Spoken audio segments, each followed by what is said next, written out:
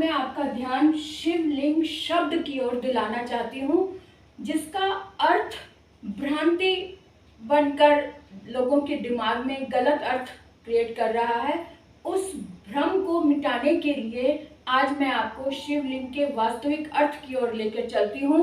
तो अगर आपने अभी तक सब्सक्राइब नहीं किया है तो सब्सक्राइब कर दीजिए, बेल आइकन पर जरूर जाएं और लाइक जरूर कर दीजिए। और अगर आपको अच्छा लगा, कुछ आपका प्रश्न है, कुछ कहना चाहते हैं तो कमेंट बॉक्स में आकर ये जरूर लिखें कि आपको ये वीडियो कैसा लगा, और कोई प्रश्न मन में हो तो जरूर लिखें। तो चलिए आज शुरू करते हैं आज का वीडियो कि शिवलिंग का वास्तविक अर्थ क्या है। अनभ्यासे विद्या विषम, अर्थात बिना अभ्यास के विद्या विष के समान मारक होती है। वो कैसे? किसी भी विद्या का ज्ञान अधूरा हम ले लेते हैं, उसके गहराई में नहीं उतरते, तो उसका जो असर है वो लोगों में अज्ञानता के रूप में बढ़ता है, और अज्ञानता के कारण लोगों में भ्रम उत्पन्न होता है, और भ्रम के कारण एक ऐसी भ्रांति उत्पन्न हो जाती है जो एक परंपरा सी बन जाती है, जिसे मिटाना बहुत मुश्किल हो जाता है। आज मैं एक ऐसे ही शब्द की ओर आपका ध्यान लेकर चलना चाहती हूँ, आपका ध्यान आकर्षित करना चाहती हूँ। वो ये कि हमारे हिंदू समाज में मंदिरों में भगवान शिव की प्रतिमा होती है, भगवान शिव के प्रतीक के रूप में शिवलिंग लगाया जाता है। तो उस शिवलिंग के अर्थ को लोगों में इतनी भ्रांति है कि उसका बहुत ही गलत अर्थ लगाकर चलते हैं। तो आज मैं आपको बता दूं कि शिवलिंग का अर्थ, लिंग का अर्थ यहाँ पे प्रतीक है, चिन्ह है, क्योंकि ये संस्कृत शब्द है। संस्कृत शब्द के कई अनेक अर्थ होते हैं, और जो अज्ञानी लोग हैं उसकी भाषा का अनर्थ करते हुए कुछ भी अर्थ निकालकर उन्होंने भ्रांति फैला दी है कि शिवलिंग का अर्थ एक पार्ट है शरीर का।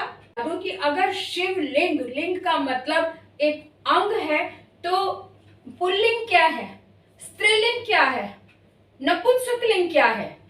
पुल्लिंग यानी पुरुष का प्रतीक, स्त्रीलिंग यानी स्त्री प्रतीक, और नपुंसकलिंग यानी नपुंसक का प्रतीक। तो लिंग शब्द का अर्थ है प्रतीक, निशान या चिन्ह। और इसके लिए मैं आपको बता दूं कि चिन्ह क्यों कहा गया है, इसके पीछे एक छोटी सी कहानी है जो आपको उसकी वजह से समझ में आ जाएगा कि ज्योतिर्लिंग एक प्रतीक कैसे है। कहा जाता है कि एक बार शिव जी को लेकर, भगवान शिव को लेकर भगवान विष्णु और ब्रह्मा जी में कुछ विवाद उत्पन्न हुआ, और जब विवाद हुआ तो उसे सुलझाने के लिए,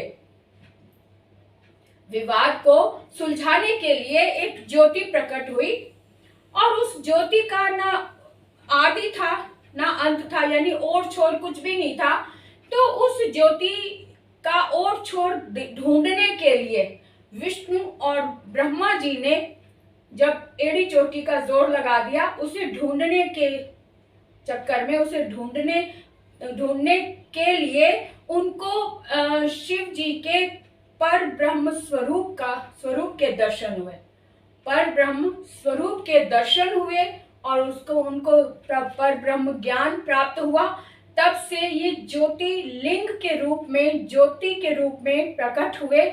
और क्योंकि ज्योति का आकार, ये जो आकार होता है उसी आकार में वहां पे स्थापित किया जाता है, ज्योतिर्लिंग कहा जाता है, यानी कि उसे प्रतीक कहा जाता है। और क्योंकि ज्योति को तो दिखाया नहीं जा सकता, ये पत्थर की मूर्ति, पत्थर के रूप में इसकी प्रतिमा लगाई जाती है, और शिव जी को निराकार कहा जाता है, उनकी कोई मूर्ति नहीं है, उनका कोई मतलब शरीर नहीं है। तो ये ज्योति के रूप में प्रकट हुए थे, और ज्योति को स्वयंभू भी कहा जाता है, शिवलिंग को स्वयंभू भी कहा जाता है।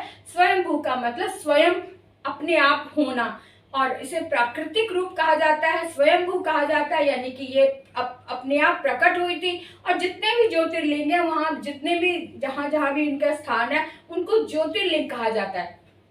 तो ज्योतिर्लिंग का मतलब है कि ज्योति के रूप में प्रतीक शिव भगवान प्रकट हुए।